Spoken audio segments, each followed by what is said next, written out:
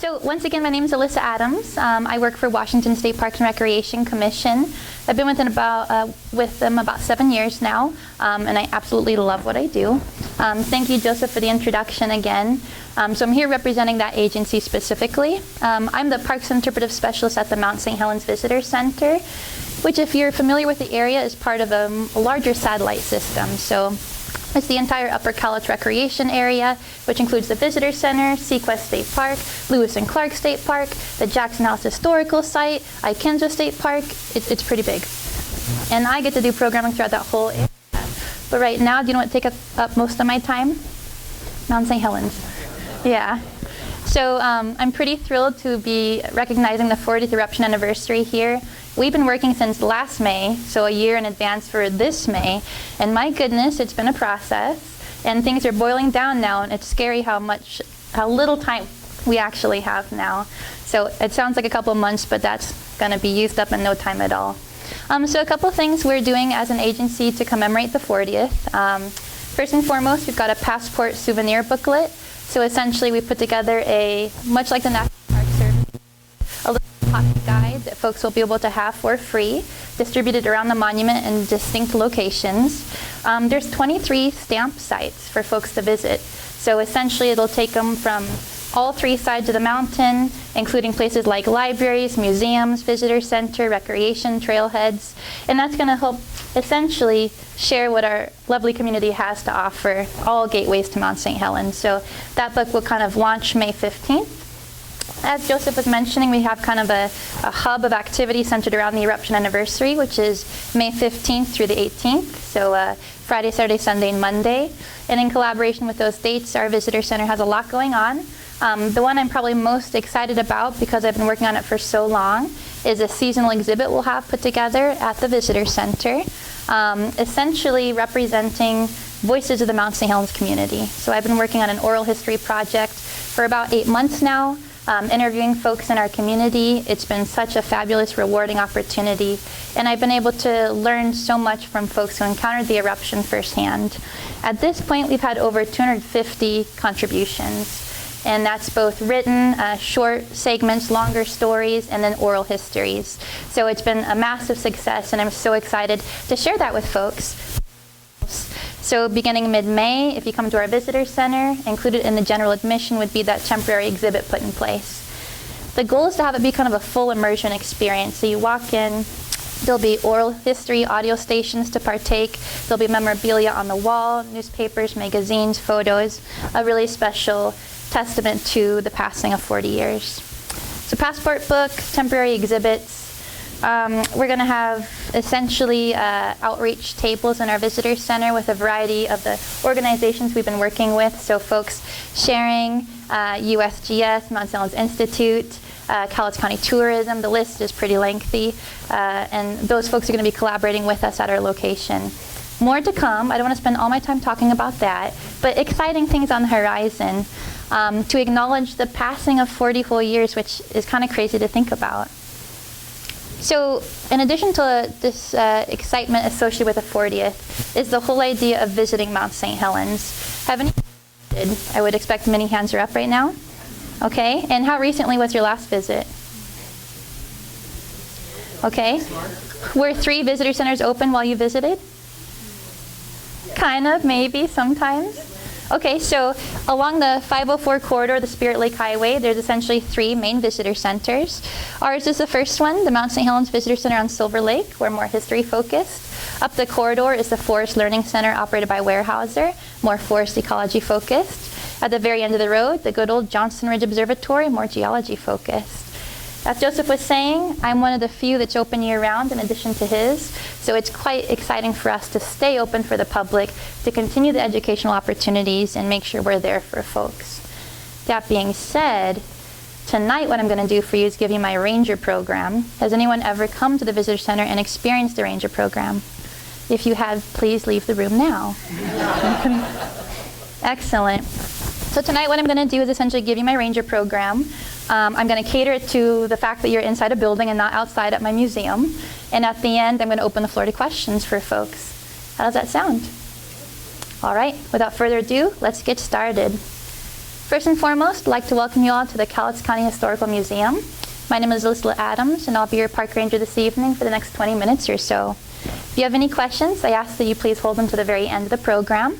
That way I can give you my undivided attention and come up with the best answer possible. If at any point you have to excuse yourself, feel free to do so.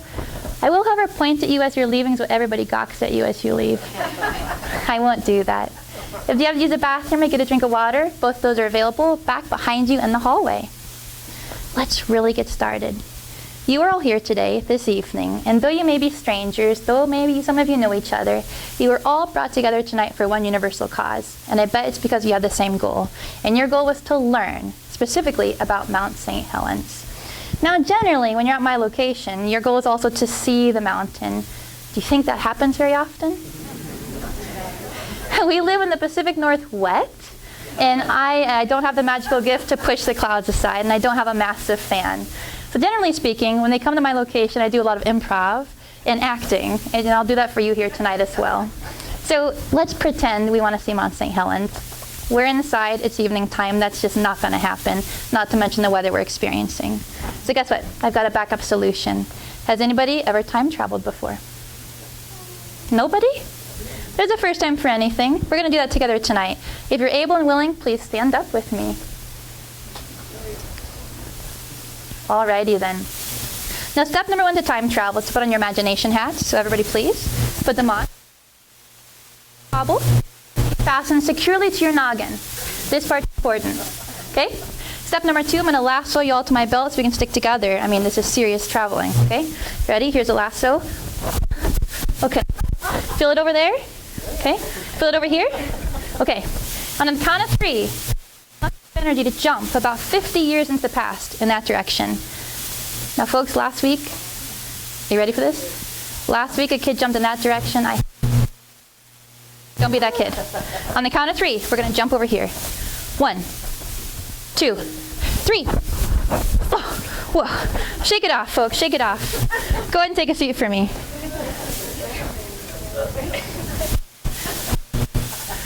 No one's asleep, right? I'd like to welcome you all to the 1970s. Imagine, if you will, everything around us has changed. No more building, no more ceiling, no more carpet. Instead, you're at a beautiful old-growth forest campground operated by the Forest Service. There's towering tall trees all above us, swaying in the breeze. A beautiful bluebird sky day. There's a hawk soaring over. Flowers and dirt all around our feet. A creek doing what creeks do. And off in the distance, this is what you'd see. Mount St. Helens. I told you it's real. Picturesque, postcard-worthy, practically symmetrical. Quite a beauty in its day, I must say, because back then it had all of its parts. It had a top, way to go mountain, a nice set of glaciers, and a big, bountiful old-growth forest. Life was pretty swell back then, because the Gifford-Pinchot National Forest was a recreational paradise. People came from near and far to experience all that they could in the shadow of an active volcano. But did folks realize how active it was back then?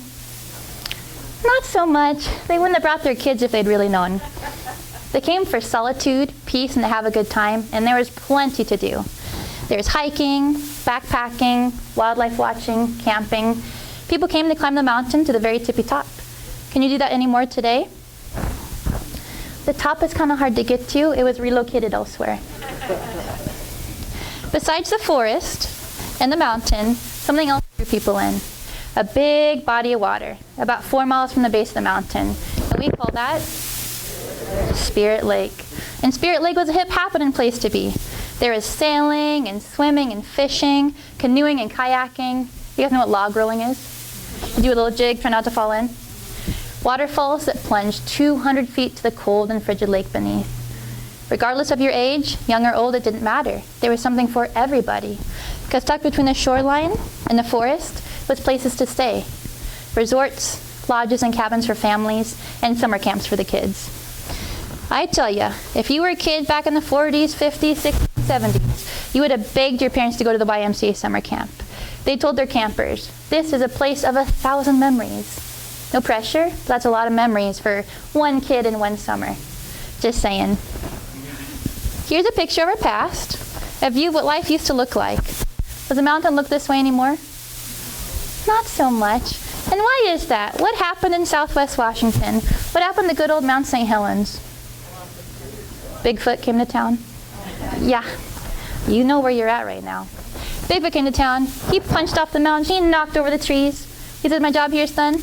They'll never see me again. There's like a Squatch Fest out here, folks. They believe in this stuff. If it wasn't Bigfoot, what really happened? Someone knows. What? Exactly, the mountain erupted. That it happened in the 1970s while we're hanging out. When did the mountain blow? We better get ourselves to 1980. We're going to time travel one more time, but it's only 10 years, not 50, so we're just going to do a little bit of a shimmy. You guys know what a shimmy looks like? You saw that? Okay. We can shimmy in our seats, it's just fine. On the count of 3, we're going to shimmy ourselves to 1980. Are you ready? Get yourselves ready. 1, 2, 3, shimmy. There you are. I'd like to welcome you all to 1980. Guess what, folks? Not a lot has changed. Spirit Lake still has water. Mount St. Helens still has a top. But all of a sudden, in mid-March of 1980, Mount St. Helens does something to remind us. It's not just a mountain, it's a volcano. Because all of a sudden, the hiccup sneezed. Geologically speaking, we call that an earthquake, and it was the first of many more to come. For the weeks following, we had so many earthquakes, we couldn't keep track of them. Boom, boom, boom, boom, boom, one after the other. After the other, there's so many earthquakes, you couldn't even tell them apart. Scientists called that a seismic swarm. What else comes in swarms? Now, do you run towards them and count them all? No way. You beeline away as fast as you can go. That's what it was like at Mount St. Helens. The mountain was reawakening, it was supercharged, it was full of activity. And because of that, public officials closed the mountain from the tree line up. They said, don't even bother coming out here, it's far too dangerous. The evacuation had officially begun. Well, those earthquakes were only part of the process. At the same time, we had something else called harmonic tremors, constant ground vibrations and constant ground movement. That was caused from things like gas-rich magma, carbon dioxide, water vapor, and very smelly sulfur gases rising to the surface. Now, with a group this size, I say we demonstrate what the volcano is up to, because I don't want you to fall asleep on me. So if you're able and willing, please stand up one final time. We're going to split the group in half. Naturally done, that's very lovely. If you're on this side, today's your lucky day. You're my earthquake. Yeah. And if you didn't know, okay? I believe. 3, your version of an earthquake. 1, you always get so excited. I know, we're ready. 2, 3, begin. And pause. Very, very good. Now conserve your energy. I'm going to make okay? Now on this side over here, I'll admit your job is more challenging. You're my harmonic tremors. You have to use your voice and your whole body. You look and sound like this. Now please don't seize up on me, okay? On the count of 3, you have a first aid kit? Okay. Okay. On the count of 3, the best harmonic tremors I've ever seen. 1, 3. And pause. Very good. No competition, but that was really good. Okay. Now to be as authentic as possible, as historically accurate as we can be, we've got to go all as one. Earthquakes, you feeling pretty good? Tremors, you got this? Okay. On the count of 3, we will unite. 1, 2, 3. Begin. And pause. And round of applause. Very good. Thank you so much. Did I mention we're going to be kids tonight? Yeah. Okay, good. As you just experienced, Mount St. Helens was having a bit of a dance party, and everybody was invited. But one day, the mom got a little bit carried away. A little bit too much movement, a little bit too much groovement, because all of a sudden, it erupted. But don't worry, it wasn't so big or bad or scary. It was actually pretty small, pretty little, called a Phreatic Eruption. Steam and ash and gases building inside the mountain until all of a sudden it pressurized and popped open a crater the size of a football field, 250 feet across, right there, inside the pre-existing crater. It's like the mouth of a monster ripping open. When it did that, the insides were exposed. From that day forward, the mountain never looked the same. It's what we called a two-tone volcano, 2 different colors. You had white from the snow, and then gray and black from the rock and ash coming up and out of the mountain over and over again in phreatic eruptions. So at this point, quite a lot has happened. We've had earthquakes and tremors and ash and gas and steam and eruptions of the mountain. The mountain was like, yeah, no big deal, thank you. Notice. But I got something else to share with you, kind of a trick up my sleeve. I'm going to change shape. Scientists called it deformation, a change in the shape of the mountain. This mountain changed shape so much, my friends. It grew itself an umbrella. Hang on a sec. It grew itself this. This is called the bulge. Can you say that with me? The bulge. Gives it a really dark, ominous voice. The bulge. Very good. And I gotta tell you, most volcanoes don't come with a bulge. It's kind of a special feature. Okay? So if you looked inside this volcano, you cut it in half, looked at the cross section of the actual rock, this is what you'd see. A piece of paper. You have a main magma chamber of ooey gooey red bubbly magma and a side chamber of ooey gooey red bubbly magma. Well, this one's working pretty good. Steam and ash is coming up and out of the mountain in massive phreatic eruptions, covering everyone all around. They just loved it. Now this one over here, well, not so much. The liquid rock was pushing so hard against the solid rock, it cracked, fractured, expanded outwards, causing the mountain to move, morph, and grow 5 feet a day. Is anyone in our audience about 5 feet tall? You are? Okay, we're going to stand up for us. You volunteered yourself. I'm 5'4". Let's pretend. And what's your name? Mo. Okay, everybody look at Mo. Now look away. Okay, Mo is 5 feet tall, which means Mount St. Helens grew 1 Mo every day. Mo, the bulge, caused chaos, panic, and fear throughout the Mount St. Helens community because Mo the bulge was unpredictable. And people didn't know what Mo the bulge was going to do. Now, Mo, I can tell you're actually a really nice, lovely person. I bet you have friends and everything. But Mo, as the bulge, you were terrifying. Round of applause for Mo. So as you just saw what 5 feet looks like, I want you to picture that much growing every day at this mountain. Now, folks, it didn't grow upwards. It grew outwards. Now, after several weeks of growing, that bulge exceeded 400 feet. So at this point, quite a lot has happened. Earthquakes, tremors, ash and gas and steam, eruptions of the mountain. The mountain's changing shape. It's expanding, it's morphing, it's moving. And the scientists say the mountain is going to blow. It's simply a matter of time. How do you think people kind of felt right about then? They're listening to the radio, they've turned on the news, they're looking at the newspapers. How do you think they felt? Anxious. Shock. Anything else? Disbelief, curious. Thank you. Excited. It's okay to admit to that. Yeah? There was a wave of emotions experienced. Nobody knew exactly what to think because this had never happened before. The scientists were making the best guesses they could and the public was simply waiting and watching. Well, all of a sudden, the mountain was like, break, pause. Everything stopped. It was called a period of quiescence. All the activity building up for days, weeks, and months on end all of a sudden took a break, simmered way down low. Now what do you think people thought? It's over. No big deal. The worst has happened. Anything else? Quiet before the storm. Yippee! Right? They were expecting an eruption and the opposite happened.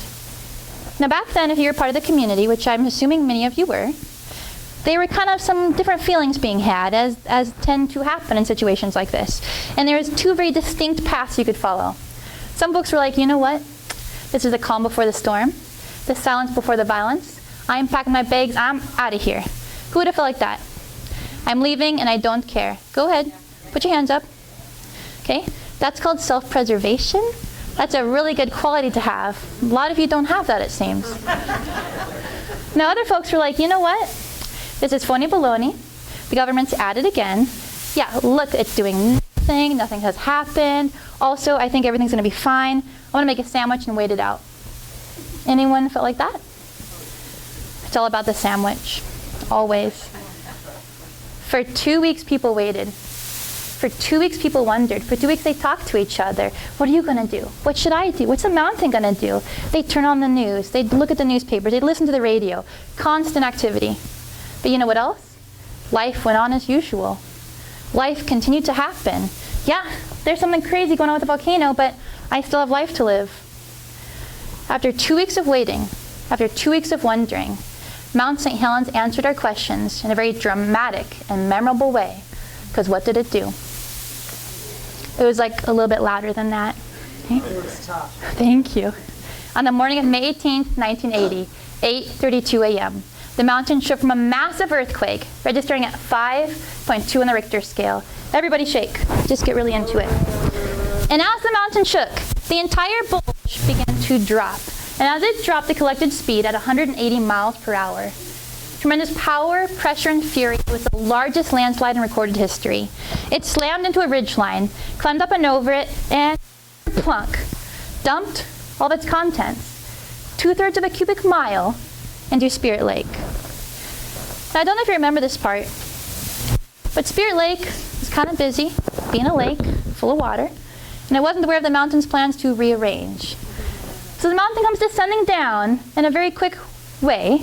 It hit Spirit Lake, displaced and emptied all of the water, and the lake filled 200 feet with tree trunks, rock, ice, ash, chunks of soil, and pieces of Mount St. Helens, filling the entire Spirit Lake basin. Now meanwhile, that water had to go somewhere. As it was funneled out and filled by the mountain, it arced up into an 800-foot wave of water. That water crashed down to the shoreline, scooped up all the downed trees and debris, and slurp, splish, splash, slap, filled back in, forming a new lake on top of the old one. It was pretty messy. Now that landslide was so huge, it filled the lake and kept on going. 5 miles to the north and 15 miles to the west.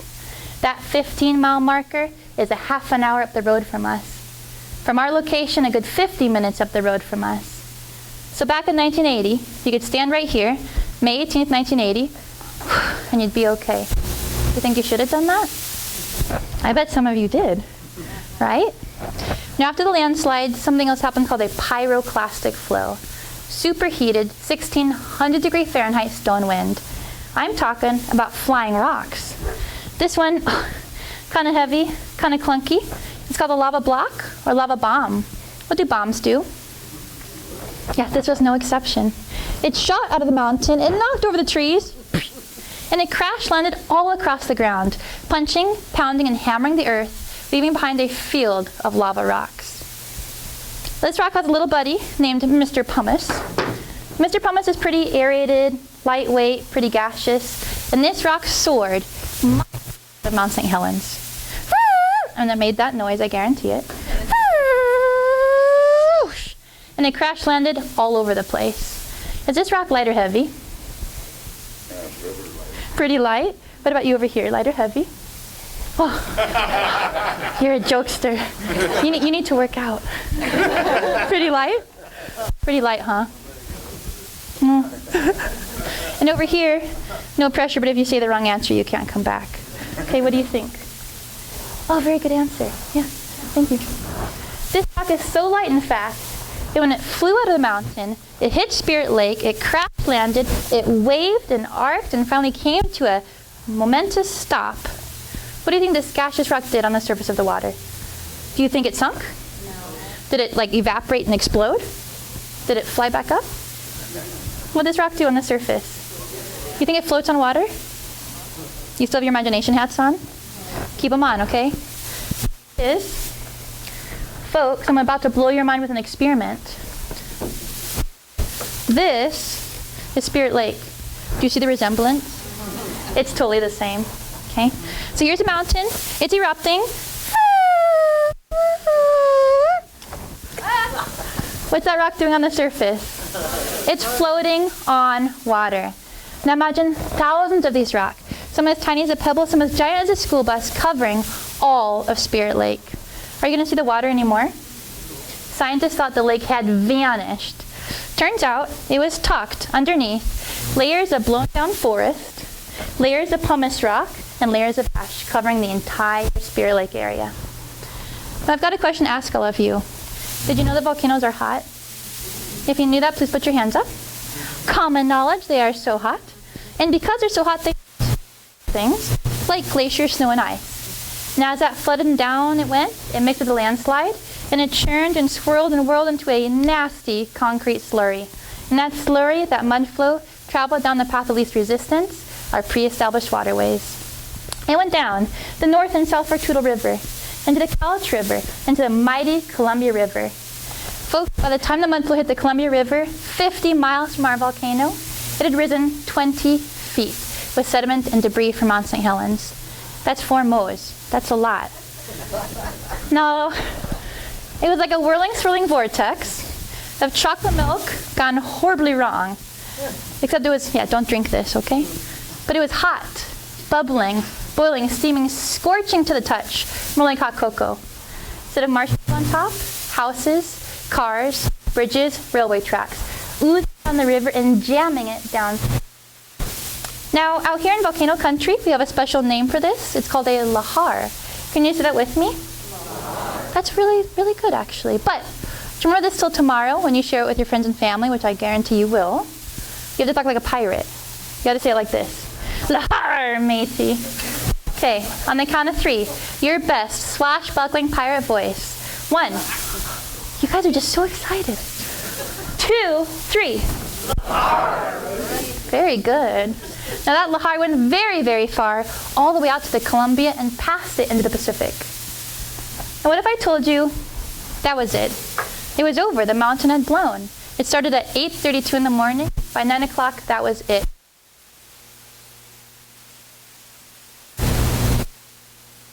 Thank you. What wasn't over was the aftermath. That mud flow kept on flowing for hours, days, and weeks on end. The mountain continued to erupt over and over again, spitting out more rocks across the and the ash was unforgettable. It rose 15 miles up into the sky. But the lower atmosphere blew east and dropped all over eastern Washington. By noon, the day of the eruption, their day had turned to night. In fact, it was so dark, their streetlights turned on. But the ash didn't stop there. It kept on going up so high, got caught up in the jet stream, traveled around our entire planet for 2 whole weeks. When it landed back down here, it sprinkled the south side of Mount St. Helens. This ash literally rocked our world. Now back then, they made a bumper sticker, and it said, "Don't come to Washington. Washington will come to you." And it did, in the form of ash that fell down from the sky. Now folks, what goes up eventually comes back down again. And when it did, when the ash settled across the landscape, folks came back to see what was left. They were curious. Well, I want to remind you, this is the last thing that people saw. This was their backyard, their playground, their livelihood, their home. This mountain belonged to the community. When they came back, this is what was waiting for them. A barren moonscape, practically desolate, as if nothing could have survived. A reminder of what had happened and a scar across our landscape. But folks, let me ask you all today, does the mountain look like this anymore? Not so much. What about this? Not quite yet. We are somewhere in the middle. Well, 40 years has come and gone and brought with it tremendous recovery. I mean, it's something really to acknowledge. And in that period of time, so much has happened. If you're at my visitor center, what I'd ask you to do right now is to look up high and look down low and absorb all the green around us. What does that green represent? Growth, life. Even in volcano country, you are surrounded by life. If I was outside, I opened that door, I'd tell you to take a big breath. Let's do it. Sniff the air, please, not your neighbors. Okay? When you take a big breath, what are you not breathing in? Ash. No more ash left. It's all settled to the ground. And lastly, where I work, there's a big lake behind me, Silver Lake. Silver Lake was made by Mount St. Helens. This place here, where we are and up at the mountain, it's a living legacy and a hope for the future. A reminder that Mount St. Helens is capable of creating new life. one day, generations from now, when your families come back, like probably in a hovercraft, and they're hovering along, and they look out their window, there's a chance this is what they'll see, especially if 1980 repeats itself again, which someday it will. But instead, my hope for the future is when your family comes back to visit, they are met with a picture like this. A beautiful new mountaintop built from years of dome building eruptions and a gorgeous new old growth forest. Geologically speaking, which is going to take a little bit of time. Can I have a round of applause for my audience? If you have any questions, I would love to answer them. Otherwise, please feel free to touch the props or pictures, myself excluded. Thank you so very much. So at this point, I'd love to open the floor to questions, either about where I work, the volcano, the program, and then I brought some extra special props in that box I can pull out as well. Go ahead. What did you call the pre-eruptions? Phreatic. Phreatic. P-H-R-E-A-T-I-C. It means essentially gas and steam and little pieces of rock and ash just launched up and out. Kind of like the prelude. Mm-hmm. Yeah. Anything else? Yes. I was working for a warehouse at that time. Yeah. And opportunity to meet some of the geologists, and they were so excited about the volcano, they couldn't sleep at night. Yep. They were up and around trying to get a helicopter to get up there and look at it. And they were really, a geologist to see something happen was phenomenal. North wind. I love that you added that. That's very, very much true. I kind of painted the perspective of the local during my program, but the reality of this is if you were a young geologist or even one midway through your career, this was a phenomenal opportunity, a once-in-a-lifetime opportunity, and folks took full advantage of that. They pushed it to the very max, went as close as they could, but you know what they did it for? To protect the community. They were taking all kinds of readings and recordings to kind of figure out, to theorize what the volcano was up to. They were things like taking its temperature, the amount of deformation, they were measuring the tilt, the ground movement, all kinds of things to figure out what was going on. But gosh, it was exciting for them.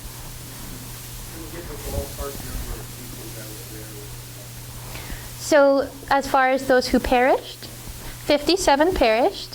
Now, of course, we don't want to ever forget those people, but I also want to paint you a really positive picture. This was a volcano erupting, and 57 people lost their lives. It could have been way, way, way more than that. I also want to let you know that there were zones set up. Kind of I described that the line up was closed. There was other perimeters put into effect. There was the blue zone, later extended to the red zone, places you were discouraged from entering. There were roadblocks in place, patrol cars. Of those that perished, only 2 were in the red zone. Everybody else was outside of it. Now what that means is this was quite an unusual eruption for us. We weren't expecting what happened. What do you think we were expecting? Straight up, and what happened? Lateral.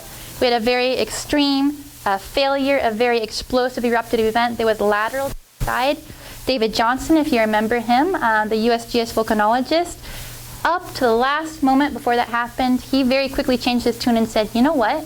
We're going to have a massive failure of one side, and he was very accurate in his prediction. The amount that it happened was not expected, and remember I told you about the period of quiescence? Well, everything just got really calm and really quiet, and then when it hit, it really, really hit without any warning. It rumbled and it fell. So as far as those that perished, 57. But I also want to tell you, when did this erupt? What time of year was it? May. That's spring. What's going on in the spring? Snow everywhere. So at high elevation, because it happened in the spring, there's a couple factors to consider. It happened on what day of the week? And what are people not doing on Sundays? They're not working. Really glad about that. Some people are. Most people aren't. Sunday morning added to the decrease in death potential.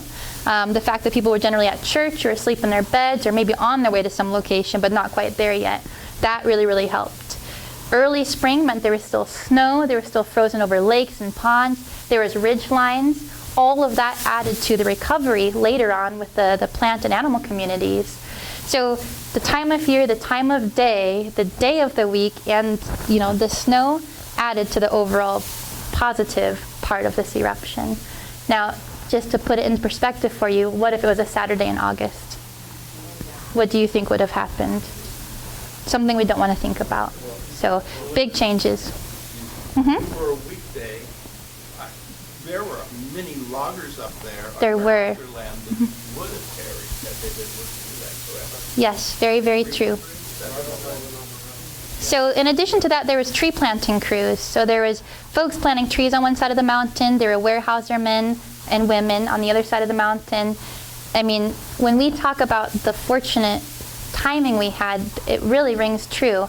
Of course, I always say that lightly because I don't want to forget about those that we did lose, but the reality of this is, my goodness, we got quite fortunate.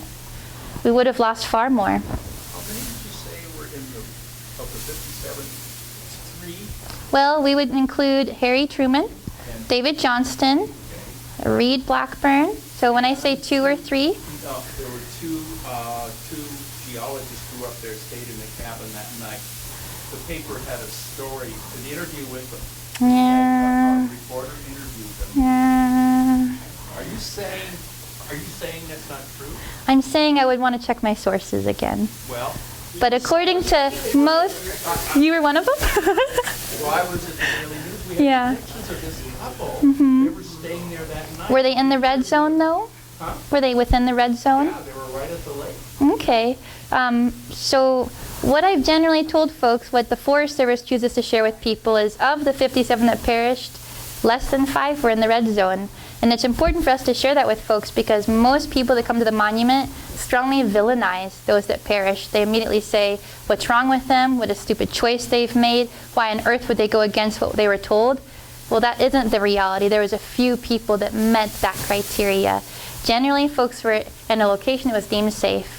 So thank you for that. I will do a little more research, but yeah. Aren't the Daily News up at the Weyerhaeuser? There's a bunch of papers. Yeah, there's a whole bunch of papers. We have to. 19, Yeah. 1980.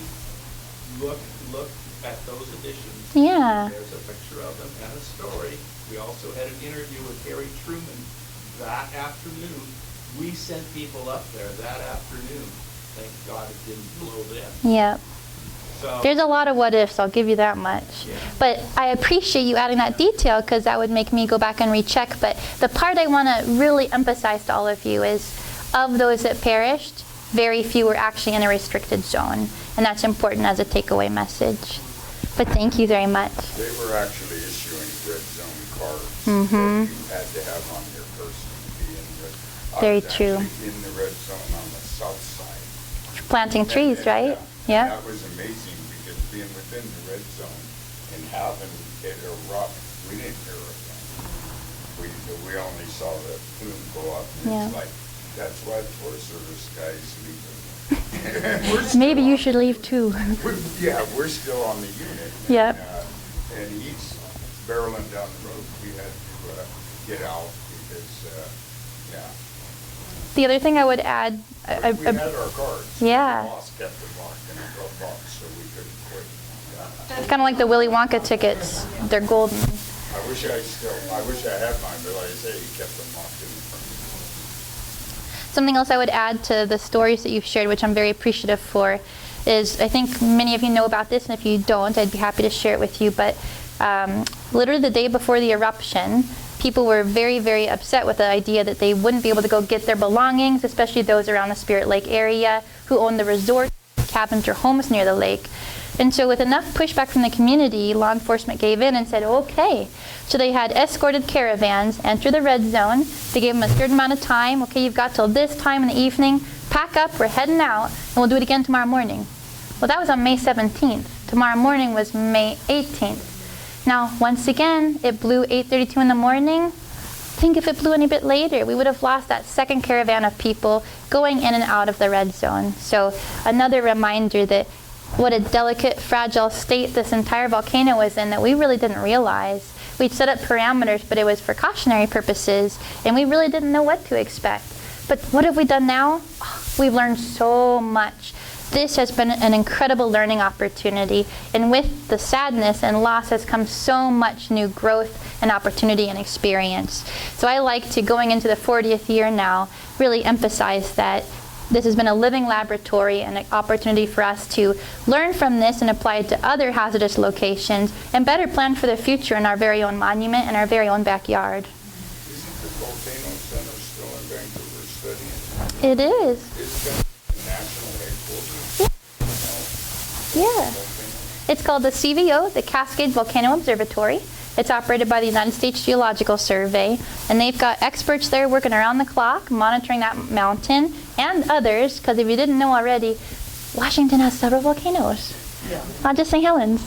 We're kind of the most active, the most known, but we're actually like really little, really small. There's others that are capable of a lot more than what we put out. There's also places like Seattle, University of Washington. They communicate with the CVO and kind of form this network alliance of research and collaboration. So I feel pretty good going to work every day because they're doing their job and they're really good at it, right? Now, if you go to my visitor center and I'm not there, you should probably leave, right? But every other day, it's a great day to be there. Any other questions? I'd love to answer some more. Oh yeah, I'm going to tell you. Yeah. Yeah, I'd love to. First, I want to answer your question. Yeah.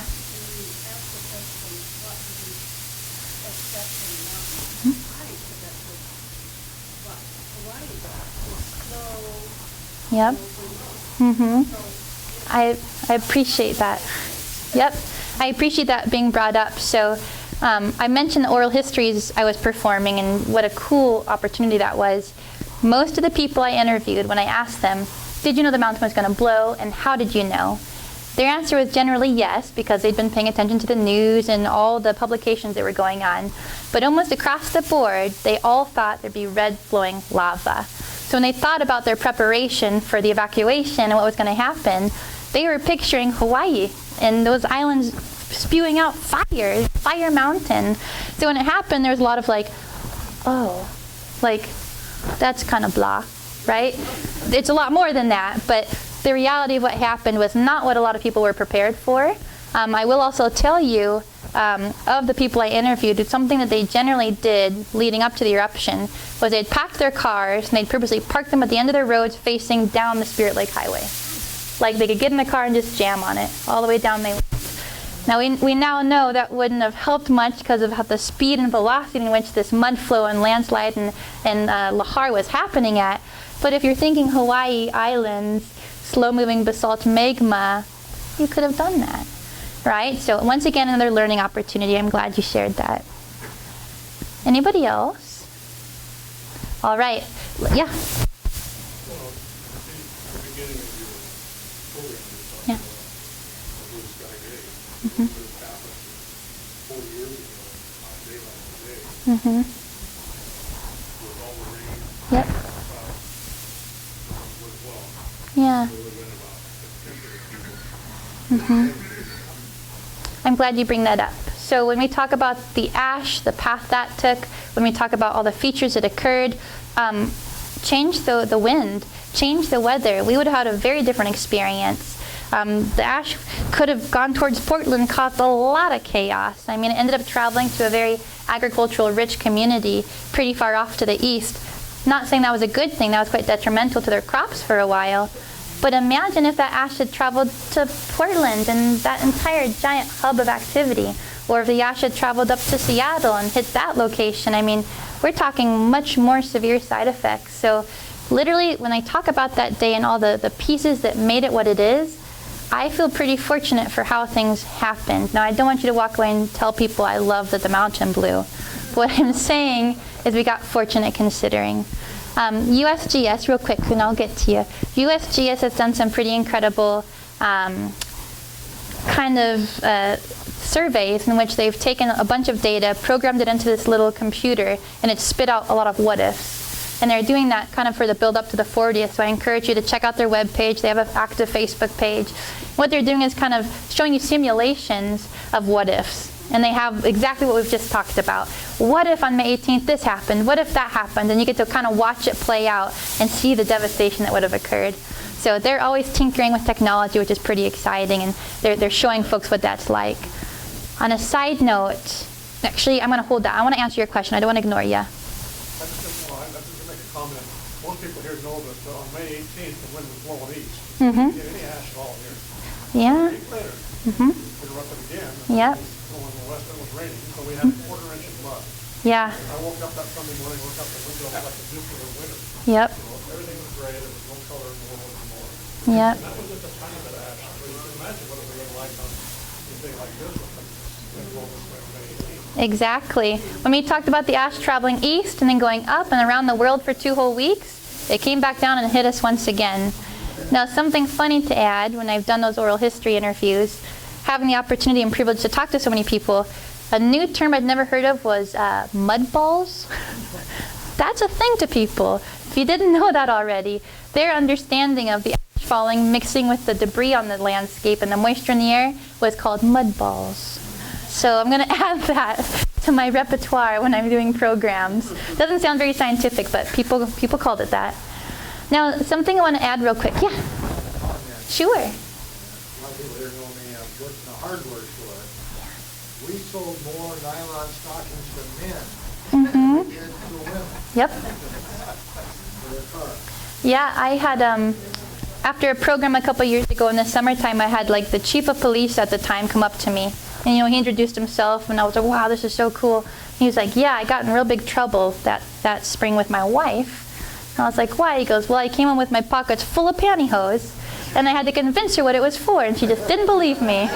And I was like, wow, yeah, that sounds like a good one. So the reality of it was stores like yours, I'm sure, sold out of the face masks, sold out of things like to protect the car's equipment so that they weren't breaking down the side of the road. People were getting very crafty and making sure ash wasn't getting into parts of their car that shouldn't be. It was quite a summer of ingenuity, I would say. Now, something I want to share with you folks that often gets overlooked at Mount St. Helens, and am I good on time, Joseph? Okay. I give this program, people walk away, and you know what they walk away still thinking? Mount St. Helens destroyed Spirit Lake, and Spirit Lake doesn't exist anymore. Will you raise your hand if you still thought up till this day that Spirit Lake doesn't exist? So you're all informed. Are you all locals? That would be why. Okay, now I want to tell you, imagine you're not a local who's been constantly listening to the radio, constantly reading the newspapers, turning on the TV, informing yourself, because it's literally where you live, it's your backyard. Imagine you're stayed over, you're in Seattle, you're in Portland. Literally what happened after the mountain blew, they turned off their TVs. They stopped caring because all the hubbub was over. The last thing they heard was, Spirit Lake is gone. Guess what, folks? 40 years has passed and people still think Spirit Lake is gone. So every day at my visitor center, I like to show them this picture. This was taken 2 years ago. This is Spirit Lake from the eastern perspective. You will see what's growing on the ridgeline here. Beautiful forest. We've got recovery underway. We've got good full-size trees. You'll still see blown over logs and debris, but you've got this beautiful abundance, this biodiversity, this really rich ecosystem coming back, and you've got trees in the forefront.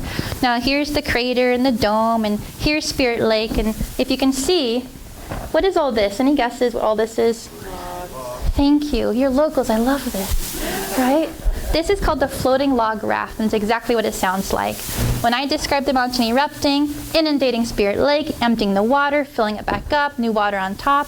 But what happened was literally all the trees, the thousands of trees that blew over like matchsticks, entered Spirit Lake, covered the whole surface. 40 years later, look how many are still there. And the log on this picture is about this big, but they're full-size, old-growth Douglas fir, hemlock trees. Now this is several trees thick, which is why after 40 years it's still hanging out there. That floating log raft shrinks every year, understandably so. They become waterlogged. They have a habit of uprighting themselves, sinking directly down, forming an underwater sunken forest. Now here's the cool thing about that. A lot of people look at this and go, yuck, what a mess. The reality is what incredible diversity we now have. Things like the floating log creates nice shade, cool water beneath it. Well, little critters like amphibians and fish love that. Secondly, all those logs that sunk underneath provide extra diverse habitat. You can now hide within that layer there. It adds more to the actual habitat of that area. So there's benefits because of this. Now, NASA is doing this really cool study where they take satellite images every year of this floating log raft. And it's not stationary, folks. It moves all over the place. Sometimes the floating log raft has stretched itself across one whole edge of the lake. Sometimes it's like a little swirl in the middle. Sometimes it breaks up and comes back together. It's always on the move depending on the subtle currents that happen in that body of water. But the cool part to take, life persists at Spirit Lake. It's already come back into the ecosystem. In fact, within 3 years, there was fish, amphibians, aquatic mammals in this lake. There's a scientist baffled because a beaver dammed up a little creek in the area and formed a little lake. Like, within 3 years. Like, what are you doing, beaver? Right? Like, life is incredible out here. Any idea how that happened? If I told you this lake was ambushed by a volcano, literally emptied, refilled again, and just full with gunk, like, by the way, the oxygen was depleted from the whole system, how on earth are there fish, amphibians, and mammals in this body of water? They had to move there? Those rumors are? Yeah. So, oops, some fisherman dropped some fish in here and accidentally on purpose. Right? So that happened, but we like to ignore that part. That did not happen. Right?